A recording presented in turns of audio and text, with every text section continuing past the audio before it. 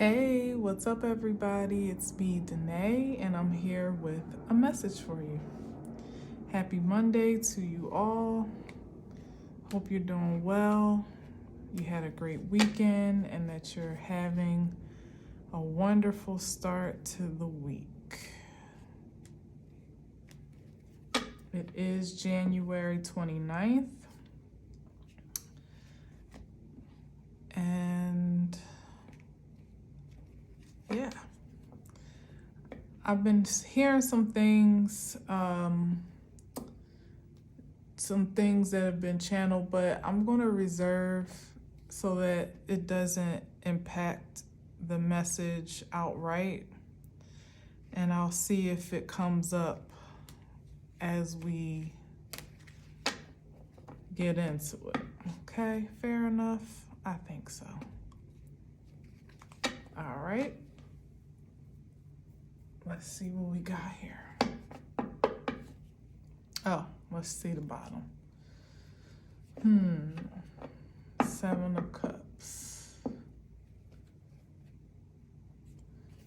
All right, Seven of Cups. I am going to take that out. Let's just lead with that, I guess, moving forward. Seven of Cups it could be a state of illusion, confusion. It could also be having a lot of choices and just having to navigate through the process of maybe elimination. I've actually never said that for Seven of Cups before. It kind of does give multiple choice vibes, which I think I have said, where usually the process of elimination would be helpful when they're, as I've said before, in multiple choice, sometimes there's like one that is absolutely a no-go, one that, is kind of, like maybe, maybe not. Then there are usually two that are so similar that you kind of have to figure out between those two top choices what if you don't know the answer outright, of course. And this is given the expression that maybe you don't maybe you don't know exactly what would be the most prosperous choice, whether it be on site or just because there's a bit of a fog, a haze, an uncertainty, an illusion over the options, or there's a potential for some of the options to be a bit of an illusion, as it is with the cups, where it's like, what is it? What even is that? You see a snake, then you see a head, and you see a mushroom. And I'm looking at this mushroom in the middle, which is definitely giving like narcotic vibes, particularly what are those drugs called? Like the shrooms are called what are those drugs called? Psychedelics. Yeah. So I don't know. We'll leave this here, and because psychedelics are supposed to be, mind enhancing, and they provoke visions that are supposed to be enlightening and things. If you have a good trip, if you have a good experience. But as I said, it could be, it's multiple choice. You really don't quite know what I've never done psychedelics, but just from people that I know that have, and the experiences that I hear, you never know, what you're going to get, which is really the main reason why I never tried it. The part about it being mind enhancing and vision inducing is intriguing to me for sure, because is no secret that marijuana was my drug of choice. Definitely the greenery is what I would be my preference. That's a bit more grounded though, where you can have your own illumination and enlightening, but your feet are still on the ground, and more or less you can't really get too high unless you can't really get too high to the point where you lose complete association with reality. Psychedelics, that's the one thing that has always kind of like made me distance myself from even being offered with people that I actually would trust to try with, because I'm just like, I don't know if I want to lose the grip on reality that much, I don't know, like just for a vision or an expanded perspective. I don't know, and I know that there are some, just as it is with weed, and some people feel a certain type of way about it, and depending on what you're smoking, they definitely have the right to, because all weed is not good weed, for sure, we know that. But some people have mixed emotions about even marijuana, having any healthy or positive impacts on the mind, body, or spirit. So I know that there are those that swear by psychedelics, and they do other medical things, like breaking people out of certain traumas and PTSD and things of that sort, that I don't have the experience to speak on because I haven't even tried it recreationally, but I definitely couldn't say that anybody's lying or inflating their experience. But the point of the matter is that it's a multiple choice situation. It's not prescriptive. It's not an exact science. And with perhaps the engagement of choices that are at hand now, maybe not even necessarily in terms of it being induced with any type of substance, but just the haze of life as it is right now, where you just don't really know what the hell is going on, or you don't know what to believe, what not to believe, particularly of what's going on in front of you, but then how to navigate that in yourself within that reality of sorts is maybe what we're talking more about here. Like, you almost feel like you're on a bad trip sometimes when you look at the news and the propaganda and media and situations that are occurring, day to day, maybe even in your own backyard or in your neighborhood, your city, your town. So, one thing about it is that with the Seven of Cups, the power still rests in your possession to make a choice that you can be accountable for, and the only illusion really and truly that that could take that power is the one that tells you that you don't have it in the first place. That's the ultimate lie, for you to feel like your back is up against the wall and your options are limited, or the options that may be few, you don't have the right or the authority to discern properly or wisely. Like, you do. You always do. You always did, and you always will. Now, unless you go out there and get get blazed up, and like I said, lose sight and groundedness in reality, and do something that would strip your choices, i.e., even your freedom itself, your own liberty, your physical liberty, because you're in trouble with the law. And in this regard, it's okay.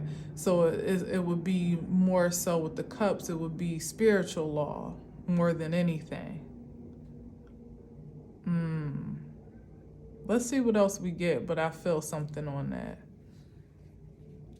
Because as we know, like, for the most part, a lot of drugs are more or less legal, at least the ones that people frequent the most. I mean, not really, but you know what I'm trying to say. It's like, I'm not 100% sure, to be honest, but I don't think that psychedelics are, definitely not mushrooms. Mushrooms are definitely free range, I believe.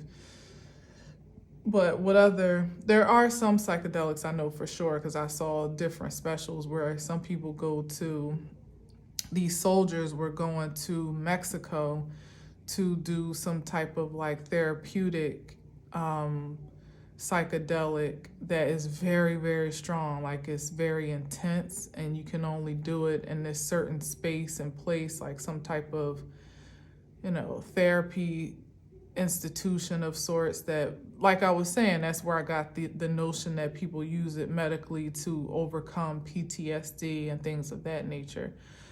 And it was reported that it was very helpful, but that's not available in the United States. So, so all that to say that there are some drugs that are not legal, but there are some that absolutely are. And even still, there's usually less time and repercussions for using and what do you call it, like using and I forget the word that I was trying to use, a technical word, possession. There it is, for possession. Another spiritual thing. Yeah, something's on this that I'm feeling as I'm speaking. I'm talking it out because I feel some oil on what I'm saying, even though I haven't gotten any more cards yet. But this, I just said spiritual law. I just said possession. And the word possession is ringing out to me more of an internal thing, being, like I said, unless you would relent your power of choice to some other, to give up your liberty in some way. That's the energy I'm picking up from this. That would be the outcome of the haze, to allow your being to be possessed, maybe even by such frequencies as addiction or obsession, or any fixation at all on any external substance at this point, because this could also be alcohol with the Seven of Cups. It doesn't, I was just saying that the mushroom was really screaming out at me, because as you can see, oh yeah, okay, it's coming out. As you can see, the mushroom is like highlighted in red. And then here we go with the Six of Cups, the Five of Cups, so that's a regression. Ooh, 7, 6, 5. Somebody's going backwards in life. Somebody has made some choices that are taking them backwards into a karmic cycle that was set to be. When I see the Six of Cups, I see it as the invitation for there to be some healing of past cycles that have maybe perhaps been codependent, that have been, it's either it's been healed or it hasn't. This Six of Cups emerges because it's either the regeneration of a cycle that hasn't been holistically productive, or it's the regression back into a cycle, like having almost redoing a karmic relationship cycle all over again. May even be with a different person, but that same theme of toxicity, or even something as simple as I said is just like codependency, plays out again. That's usually because there was something that, whether it be past life as it represents or past season, where there was something that you were supposed to gain in the experience and wisdom and truth, some nugget of knowledge that you were supposed to gain from that experience to help you to make a decision to move forward, and to release this cycle. But usually, to truly release it, it calls for some intention of healing, though, because it's usually not just a matter of, oh, well, I don't want to do this anymore, I don't want to date this type of person, or I don't want to to have a relationship with my kids the way that I had a relationship with my parents. Or I don't want to, what's another relational thing? I don't want to have these types of friendships, I don't want to have these types of associations. Whatever the unfavorable experience may be, there's still a matter of taking accountability from that point of choice, from that power of choice, of deciding what you have been making agreements with that would continue to make you an attractive force for that experience. And that's a little bit deeper of a dive than some people are willing to make or take, maybe that some are even able to take, but at least it starts with the intention to say that I don't want to create this again, and that I want to take steps, on my part that would discharge me from the recycling of this theme again in my life. But this is not giving evidence to me that someone, let's see, what's on the other side of this Five of Cups? It just seems like someone was found comfort in their illusions. Now that I'm seeing the picture unfolding as it is, maybe even numb themselves to their reality with the Seven of Cups. Maybe there was some type of substance activity or dependency, since I'm talking about that with the Six of Cups, right? Maybe there was some type of dependency that would have aided in someone perpetuating an illusion of such that ultimately deterred them from healing these more dense energies with the Five of Cups, which is where it always leads back to, right? But by way of this cyclical experience here with the Six of Cups, instead of seeing the familiarity in this experience, it's like somebody just keeps deep diving, nose diving, not even deep diving, but nose diving right back into it. And then they're back on the Five of Cups again. So then they're numbing themselves to the pain, because the Five of Cups hurts. It's depression, it's guilt, it's sadness, it's shame, it's regret. Is nothing good in the Five of Cups, quite honestly, that I can draw from it, because it's someone that's just so, this is someone that feels hopeless. And that's the number one cause of substance dependency, when you feel like you just don't want to feel. You don't feel anything promising for your future or your present experience, and you rather just not feel anything. So this is someone that can, but then what happens is when you dive into those dependencies, you attract people of the like that support those dependencies and help maybe even root you in them in ways that are debilitating, that are part of the problem, definitely not the solution or the healing. And it's just set up to be that way. It's like a rabbit hole in so many ways. It's just set up to be that way. So it's back to that energy of spiritual, like spiritual unlawfulness, or,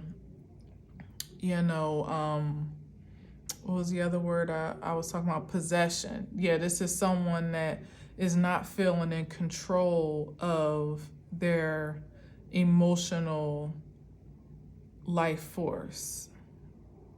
Their emotions, and particularly the denser spectrum of those emotions, are quite submersing, if that's the word.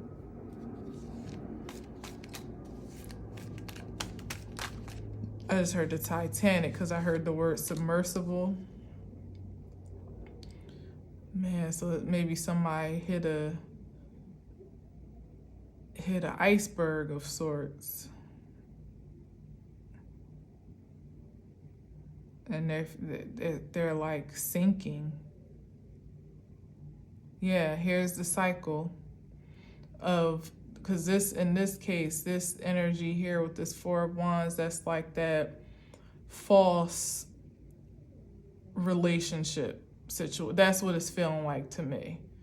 Where it's like, yeah, we're happy, we're doing so well, we got so much going for ourselves. Like, low key is nothing like what it seems, which could definitely drive somebody to drink, right?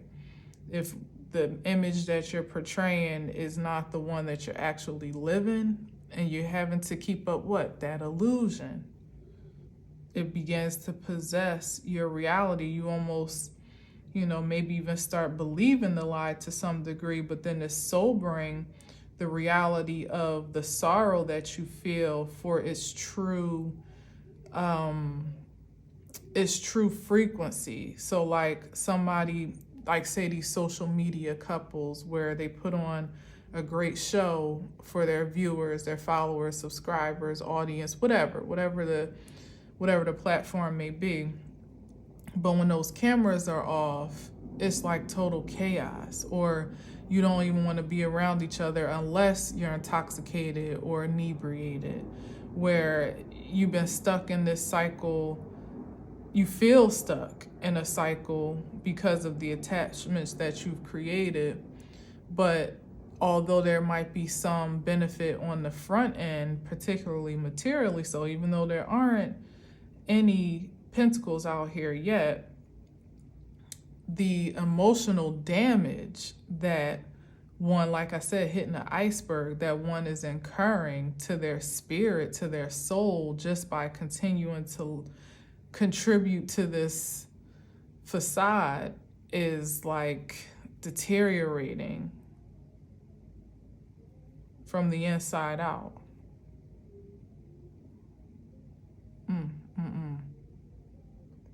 As a matter of fact, I feel like it's worse with those types of situations where it's like one thing if you got a toxic relationship, but everybody knows it. It's like, oh yeah, that's just so-and-so and so-and-so, like Krishan and Blueface type of vibes, no disrespect, but where their relationship was on display for the world to see. They weren't hiding anything. You saw the highs, you saw the lows, it was what it was. It's different when it's like almost deadly, at least to the spirit of this person, the illusion of, that's how their mind is possessed, or their emotions are possessed at this point, to feel like if they allow this facade to falter, then they really are hopeless. But you're already hopeless living within it anyway, so it's like a double whammy, because you're having to, it's like a gun to your head, trying to keep up the face and the appearance of a happy life, but inside you're literally dying, and you can't really tell anybody that either, because it's like you're getting hit from both sides. And in this day and age, keeping up a facade such as that, it's not even as profitable as it used to be, as we can see by all the couples that have been long-standing, particularly in social media, and are just falling apart, like finally having to really throw in the towel. Like, look, either they tearing each other apart publicly and privately, or finally somebody says like, I gotta get out of here. Like the Ace family, I didn't even really watch them like that, but I saw like a clip of them breaking apart, and I know they were like a popular couple on YouTube, and it's like finally the feminine decided, like, I just can't not be happy anymore. It just doesn't make any sense. Now, whatever the motivation may be, that's what she said, because like I said, I don't know them like that, but it's not the situation is not unique right now, because look at this, because people are energetically not really, that's probably the reason for this possession and this like deterioration that's happening, because And here is definitely the spirit of possession right here. Like, and look, the Fool moving right back into, come on. Like, I want to have hope for you, bruh, but this is the possession right here. To just continue, like, when you get back down to zero, and it's because somebody wants to, it feels like somebody is trying to recreate the results of this experience, or has the mind to recreate the results of this experience with a new person, but not having healed the symptoms of this cycle. So it's like, even if you were to go out and get you somebody that's not quite like the last, the same situations, the same situationship, to so to speak, would occur, if nothing more, because you haven't healed, whomever this person is that I'm speaking of. That if that healing and that self awareness and what's the right word, like that self discovery, even, because that's the gateway to any healing, like just becoming aware and being willing to discover the nature of you, dark and light, because there's nothing to be afraid of. We all need to know why we make the decisions that we make from the Seven of Cups. What haze is there? What things are obstructing our view, our perception, our perspective? What choices do we keep making over and over that lead us back to unfavorable positions, or with unfavorable people and connections and places? Like, it's still comes back to one, or zero, should I say, even with the Fool card. But this guy, instead of him moving forward against, away from the cycle, it seems like he's still attracted to it, heading back into this limitation and this devil energy. And that's why I said, like, when I said possession, that felt, it's like it's somebody's possessed. And I wanted to keep it practical and mild in terms of, the drug, the inebriation and intoxication, because that could be a mild, not even always, of course we know, but that could be a mild and practical expression of it. But it feels deeper than that here. Like somebody is devoting themselves to their dark nature almost exclusively. Let's see what's on the other side of this. To have the Fool card, which is a new beginning, faithfully, just kind of blind faith, walking out, just, fresh start for you to be headed toward the devil with all that energy, like liberation is literally, to me, it screams that somebody is almost like sacrificing themselves over to be possessed and what's the right word, like not occupied, what's that word,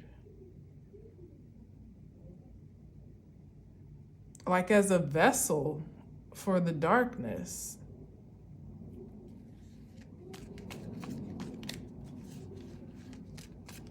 Possessed is one thing, but it's another word that I'm looking for.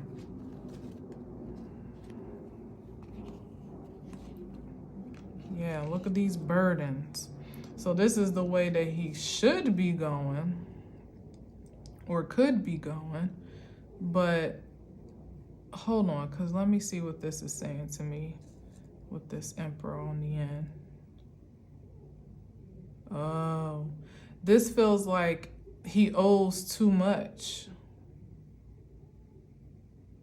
This is somebody that's in debt on both sides. It's like, damn. This is someone that remember I said it could be natural law, but it feels like spiritual law. This feels like someone that no matter which way they go, they feel burdened. If they go toward the more upright walk of shame, so to speak, and face their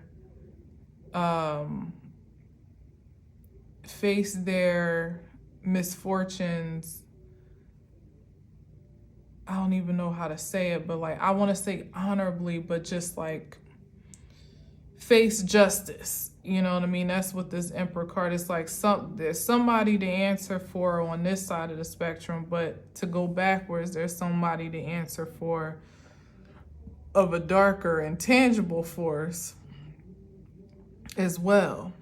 And it's like either way, it's literally the lesser of two evils, because neither one of these energies is going to be too graceful with this person in this state. To me, it feels like the Six of Wands is a projection of some potential of victory and success and moving forward, because it's like somebody doing somebody not wanting to answer for their I'm stalling to say crimes, but that's what it feels like somebody doesn't want to answer for their crimes against humanity.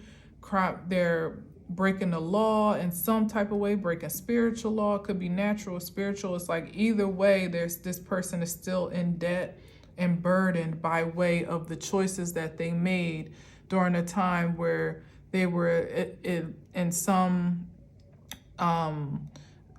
disordered state, or not, that's not the right word, but well, in this case, it definitely is. There was some disorder about it all, but in some illusional or delusional state of being, but still no less accountable and responsible, because no matter what the state of mind or spirit may have been, the man still has to answer for his actions. So it's more so actions than crimes, but it feels like crimes. I probably didn't say that for no reason, but with no evidence per se of judgment or justice, I'll say their actions, the energy that they've been expelling on account of this illusional state of being. It's like you would want to move forward because at least there's the promise or the potential of something promising on the horizon. There's absolutely none of that to go backwards and back again. And it's even worse. It seems like every time he's going back into this cycle that he's been given the invitation to exit out of, because this is what this Four of Wands is giving me in this state. It's like the finish line that he keeps being summoned to, but he continues to go back and like run the race all over again or something, like literally with the Fool here. So there's literally nothing more but like a Groundhog Day experience going this way. And although the devil energy can make things very tempting to feel like a viable solution, usually quicker, faster, or just more palatable out of the mess that you may have even created for yourself, because the other way seems like a long process, and then you have to answer to an authority that is even more daunting in some ways, because it's like a physical, tangible force that is not promising you anything. The devil energy will promise you at least some fantastical escape from your situation, but it's like toward the Emperor card, you're just pretty much going to have to face your consequences, whatever they may be. It's like there's no way around it, quite honestly. So it's really it feels like a lose-lose situation to whomever is in a position of choices such as this. But the only potential for a win is forward. obviously. That's the fool going into the devil is not a new beginning at all. That's just starting a cycle all over again. But the Six of Wands at least is maybe perhaps a pathway towards one becoming, finding a level of self-control again, even if they got to go through some channels to finally get there. That's a more sure path. It's just not a favorable one because nobody really wants to face, no one in this energy that hasn't taken accountability for self at this point wants to face consequences that are by the hand of someone outside of themselves that they feel like they have no control over. It's like, what? Yeah, like, It's funny because today, there's always a reason for something, but today I was feeling drawn to these videos of like court cases. I don't like how I feel about that. I was feeling drawn, I'll just say it since I started saying it. But this Six of Cups just gave me a different energy now that I'm saying what I'm about to say. Because it can be very child and like innocent like vibes with the Six of Cups. Like even like a childhood regression or childhood memory or some type of childhood exchange, maybe even between an elder or an adult and a child or whatever, right? But anyway, so today I was strangely stumbling upon these court cases, and it was all this one black woman judge too. It was all her cases. It was one channel. And there were other types of judges. It wasn't just featuring her, but for some reason I kept being drawn to all of her cases. And a lot of them were for child predators, more or less, or child abusers in some regard or another, whether it was a grandchild or a niece, a neighbor. Like there was just, that's what I was seeing, it was like kind of weird. And I don't even know why I was so engaged in it as I was, because it's quite triggering and quite off-putting, honestly, even though I wasn't triggered and I wasn't particularly disturbed in a way where I'm like, wanting to throw up or anything, but the nature of the content itself, I felt like I was watching for a reason, to be honest. Like I felt like I was engaged in the content for some purpose that hadn't completely downloaded holistically. Of course there's inflections in my own life experience, but I wasn't being triggered by that so much at all. It was like I was watching almost like a juror or something like that. And it was more so the observation, I would say, of this judge who was very objective. Like, talk about Queen of Swords energy. Like she was handing down 15-year sentences. Like you would have thought, it was just so weird, like how objective she was and like so detached from her sentencing. It was like the defense would be pleading their case for whomever their client was. And a lot of times that was another inflection, because it's like, damn, what type of person you got to be to argue the case for a man such as this, where, it's a tough situation. For me, morally, I know that I could never be in those shoes, particularly unless I had no shadow of a doubt of someone's innocence, because just the sheer possibility of someone actually being guilty of such egregious acts, but your duty is to present them as innocent, it's just like, it's jilted, So anyway, the defense would be going through all these motions as to why they should have lenience in their sentence, and the judge should lessen the expected judgment to for whatever reason they lay their case out, and it never feels right to me. But her response was always so like matter of fact, like, Yeah, we find you guilty, and that'll be a 15-year sentence without possibility of parole. And it's just like so cut. And now I'll say what I was hearing in the spirit earlier, and this is before I watched all these court cases. I was hearing spiritual hit list, and I'm like, what is that? So I don't know what that means in terms of even this reading, but I feel guided to say it. And probably mainly because of like the objectivity of her ruling and her judgments. And that's kind of like the energy that spirit is in now. Like even one particular case, which actually wasn't child abuse, it was just child neglect with a mother. She started crying over the things that they were reading that, that she had done. And the judge stopped and she was just like, I'm sorry, I just want to know, what are the tears for? Because everything that he's saying is true. So if the tears are a matter of soliciting sympathy from the court's not moved by tears. So let's just get to the facts of this case.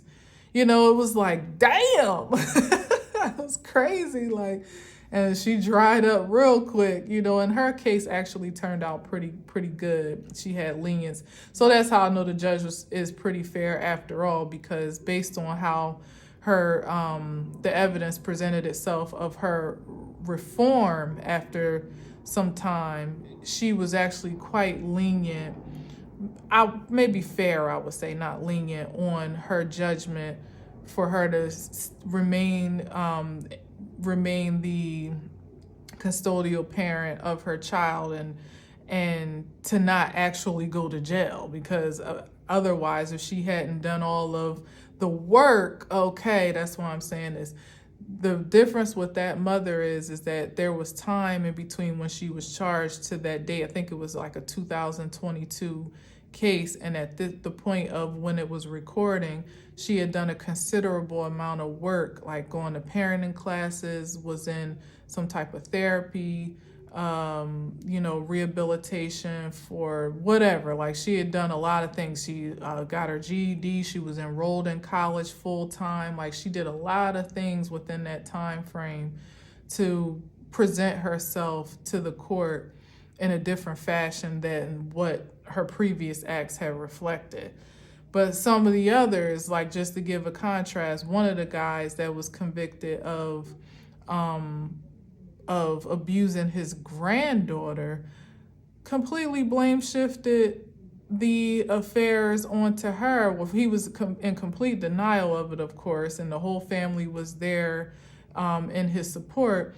But he pretty much talked himself into his own judgment, which ended up being 15 years with no parole, because he was saying stuff like the 6-year-old was well advanced for her years and was wearing low-cut blouses, and she was very sexually provocative, and if I had done this, my family wouldn't be here supporting me. And the defense, the prosecutor pretty much was like challenging him. So you're saying you did all these amazing things, so she's just making all this up. She made up that he had apparently stuck in her such and such and coaxed her to touch his such and such, if you feel me. And he was like, well, if that's the case, then I have a very specific mole on my member, and if she can say what that is, then okay, so be it. But if not, and it's like, what? If there's absolutely no way in hell she's ever seen or been anywhere near, then it wouldn't be if she can. It wouldn't be a if anything, and it wouldn't be, oh, well, so be it. You just completely threw the book at yourself. And the judge was like completely emotionless, didn't buck an eye, and handed him that 15-year sentence, because he may have, I don't even know, maybe he would have gotten 10 if he didn't choose to testify. But because he wasn't even supposed to be testifying. Even his lawyer seemed surprised at his volunteering to respond to the allegations that the prosecution was laying out. It was like, hold up, like, what are you doing here? So he pretty much talked himself into it. But anyway, the point is like, either way, you know what I mean? It's like somebody with those types of burdens, and this is burdens that were willingly obtained and willingly carried. Like, this is someone that has put the pressure on themselves at this point in time and definitely decided what they're going to continue to carry. Here's the relief from the 10 to the 6, which is what, the 4? Oh, back to the 4. Interesting. Where there's a possibility for some balance and harmony, but you're still going to have to answer for the energy that you expelled and that you created, the choices ultimately that you made. To go backwards now, you know, and this probably speaks more to, that's why I was saying with this kid energy, to see how it looks like an adult giving flowers to the kid.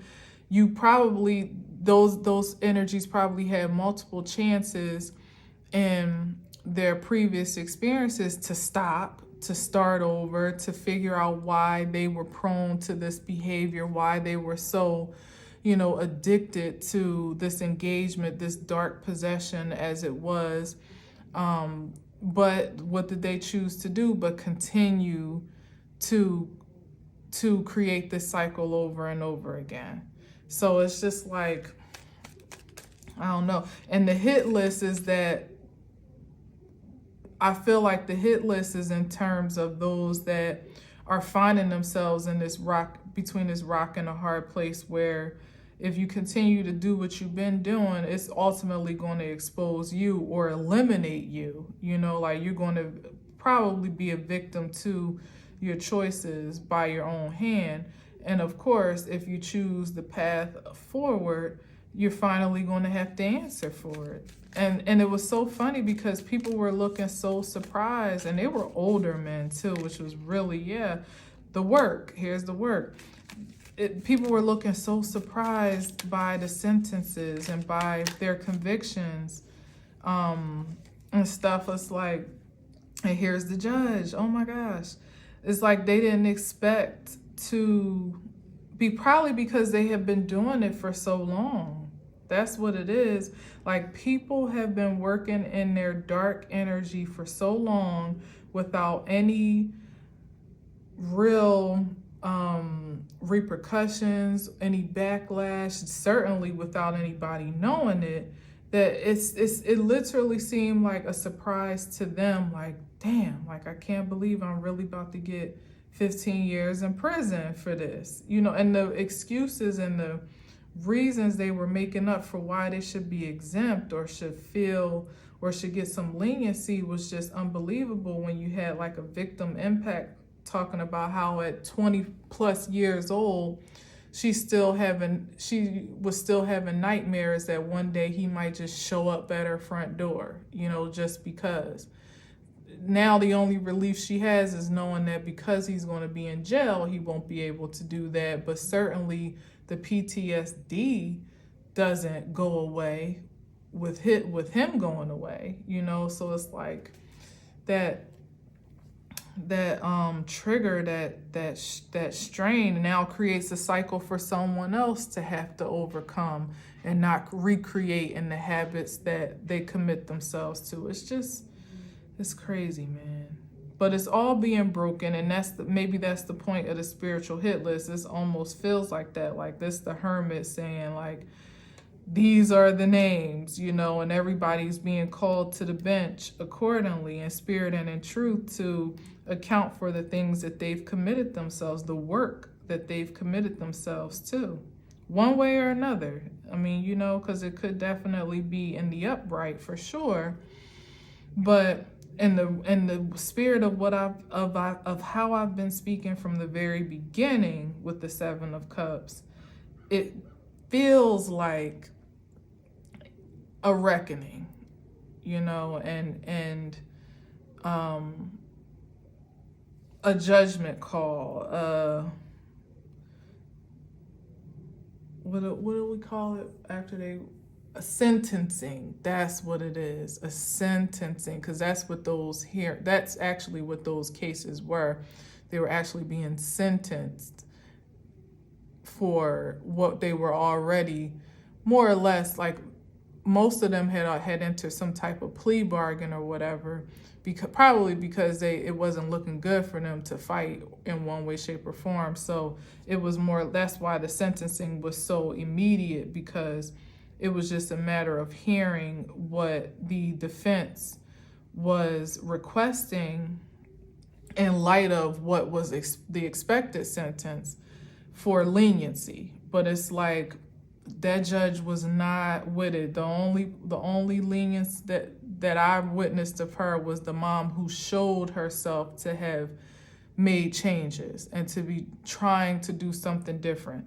The ones that just got caught in the act and didn't have any, especially the one that showed no sign of admittance or accountability for his acts, it was like, like she threw the book at him, at least as far as their response projected, because it just didn't seem like they expected it to go that way.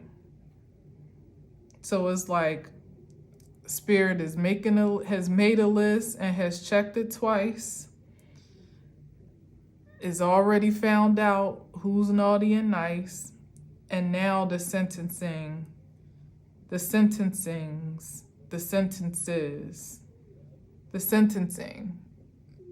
has commenced.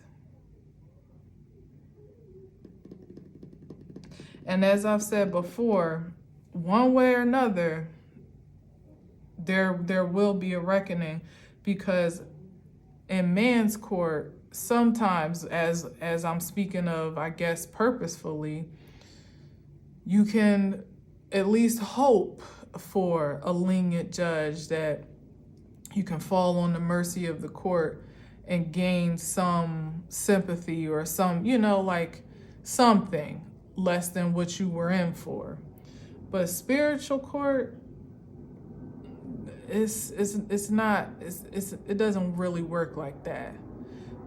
The grace comes in sparing your breath, your life, existence, if it's ordained for that to be so, for you to perhaps have an opportunity to begin again, to have, the prospect of a prosperous future, whatever that may look like, but not before you answer for your actions.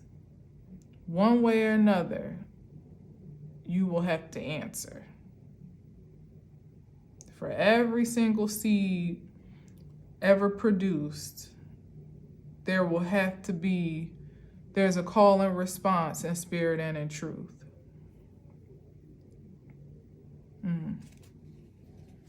Queen of Cups. That was not that judge, honey. She was not moved by the tears, by the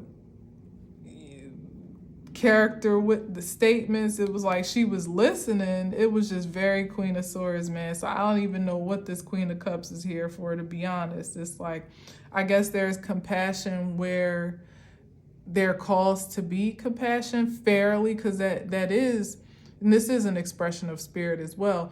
Like, the spirit is fair, it's just, it is justice. It's not a lot of the things that are happening in the natural sense are on account of what is just justified for cause and effect and for sowing and reaping. It's not like people are really getting the hammer brought down on them. And in some cases, one might even say, particularly in man's court, that 15 years really isn't much for someone that has to live with the bruise of their childhood for the rest of, somebody may never truly recover from what happened to them as a child. So 15 years is kind of a drop in the bucket when you really weigh it all out. Yeah, and in one case, he was arguing that he wasn't going to make it because of his medical conditions. So he was pretty much arguing like he's up in age, he has medical conditions that are not going to be well treated in prison. It'd be more justified for him to receive rehabilitation in some outpatient type of experience than to be thrown away into jail. And it was like, 15 years. It's like, you ruined somebody's life. Why would the court have mercy upon yours now that time has passed in such a way that you are vulnerable? What about the child that was vulnerable when she was victimized? And he admitted to his actions and was actually asking for rehabilitation. That was his plea to the court, so that was even a different inflection. It was like so many different inflections that I was watching. But anyway, there is passion and compassion and love, grace, and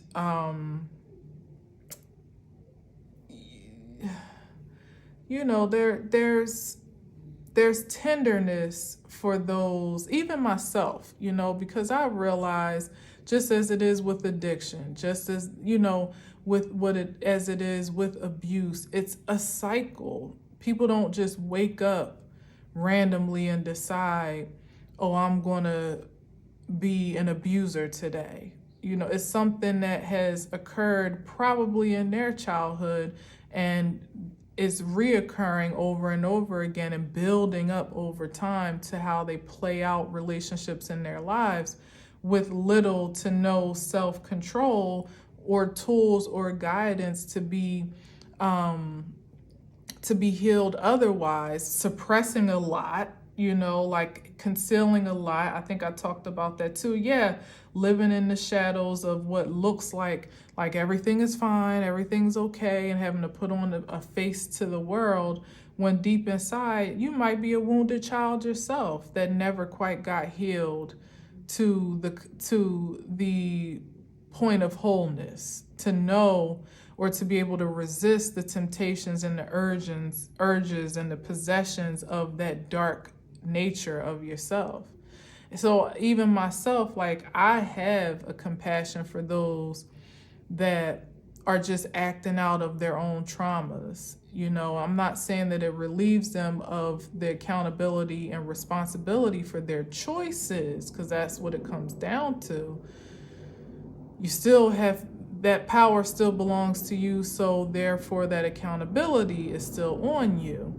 But it doesn't change the cycle as it is, that somebody once upon a time hurt them too, and now they're hurting others, and it's like, where does the cycle stop? Because on one hand, it's like, I wouldn't necessarily be advocating for someone to be absolved of their sentencing because they're claiming they want to be healed or they want to rehabilitate or whatever. But at the same time, it's like, when we know that jail is not really rehabilitating anyone any more than it's going to help satisfy that man's real life medical concerns, which is the irony of it. There's going to be no true healing going on in jail, really.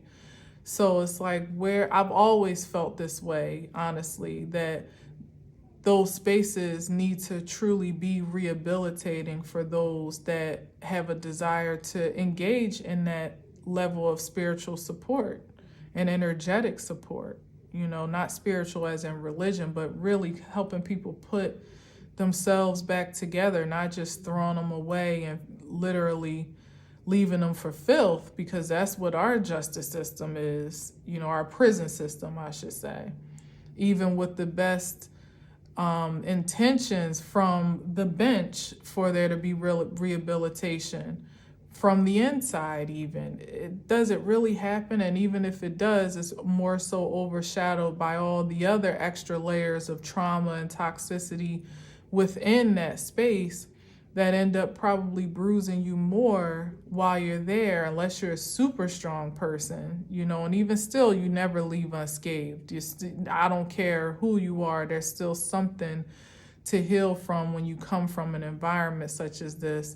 And I've seen some of the most brilliant turnarounds of liberated, incarcerated beings that made something of their life story, something productive. And I know still when they lay their head down at night, that PTSD is still triggering, because jail is just not a place for humanity to thrive. So I don't know, all that to say that there does get to be, oh, look at this, and then the Queen of Wands, like there should be some level of compassion and passion for rehabilitation of peoples that have been vulnerable and victimized to this diabolical system in some way, shape, and form, and in many ways, and for some in every way, shape, and form.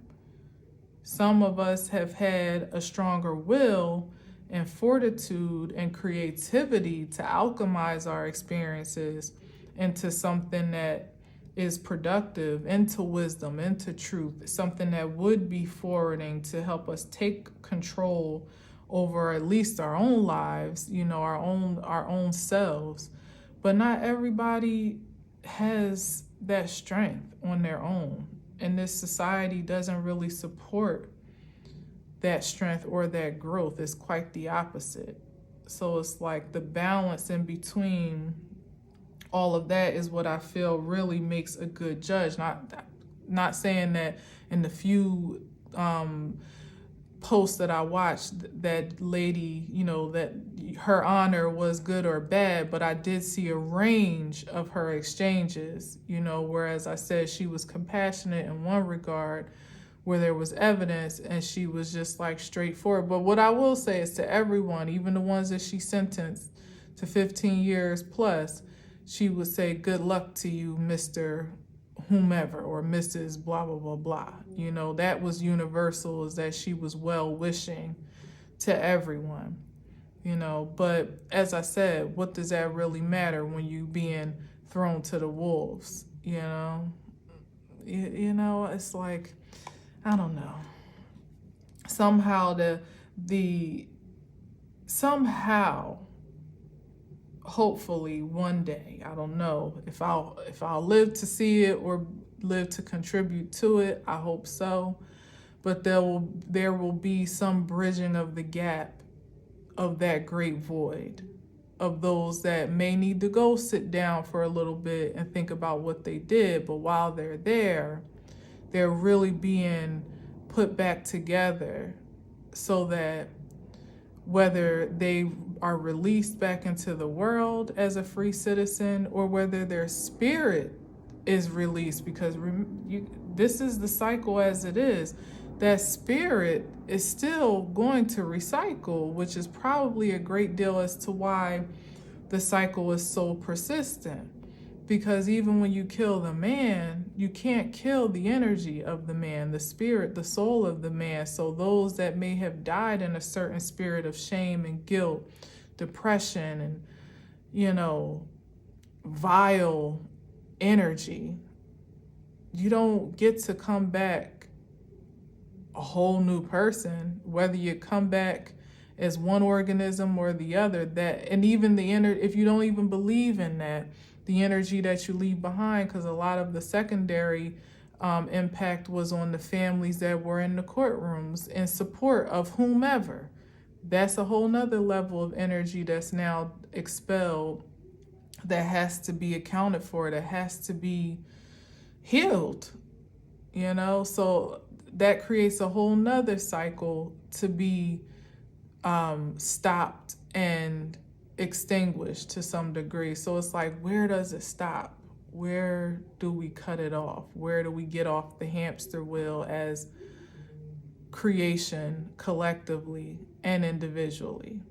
At some point, it has to come at the expense of actually helping those that have been victimized and victimizers, victims and victimizers to some degree, come back together as one complete human being. If we're ever going to get past the continuous flow of toxicity that would want to preside overall. And it can and will, as long as we allow it to. Because as I said, there's far more energy susceptible to the temptations of that cycle than there are willing and able to transcend it or ascend beyond that limitation. So I don't know how it gets to be, but if I'm saying it, it must be a possibility. So just hopefully it gets to be so sooner than later, or at least in a more impactful way that can begin to create a ripple effect in the other direction as opposed to in this way. You feel me? We shall see, I suppose, if we're so blessed. In the meantime, keep in mind that every moment counts, every decision matters. The integrity of your spirit is key, and not just right from wrong and not doing any harm to anyone. Or it also matters to really nurture your spirit and making those tough decisions that raise your frequency in a way where you feel well taken care of and whole in your complete being. You feel sovereign. You feel in control of your destiny and of your forward movement. Because a lot of times that's the pitfall. When there's a feeling of a lack of control and a hopelessness for your future, is how you start to fall in these rabbit holes of despair in the first place, and then it just gets darker and darker and darker. So even from the most trivial perspective, or the most the most primitive, I should say, perspective of peace and passion and fulfillment, just doing what you love to do, especially if it's not hurting anyone else. If it brings you joy, if it's bringing you peace, if it makes you feel important, it makes you feel valued and of value, if it makes you feel accomplished, if doing the things that would promote your personal healing and understanding of the wounds that you've encountered that ultimately influence the choices that you make and the actions that you take. Like really being aware of the full scope of you. Really and truly, if we would do a deep dive into ourselves, we wouldn't even really have time to worry about what anybody else is doing, because that really is all consuming. It Seven of Cups energy, it could take all of your attention to figure out the answers to your own multiple choice question of identity. Like, who am I? Why am I? What am I? And, where do I fit into this reality that we call life? That's a tough one. It's a tough one.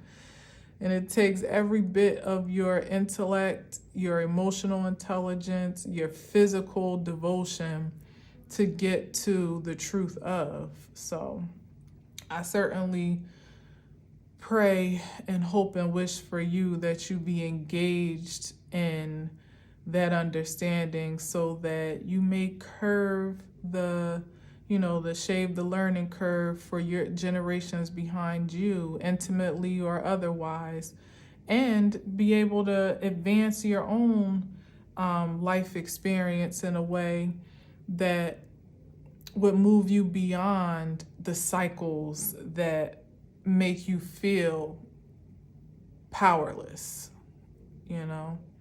that you would be empowered by your own,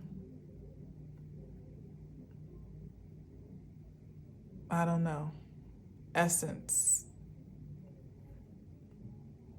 whatever that may be. Yeah, well, this was a lot. But anyway, thank you for listening. Thank you for watching. Yeah.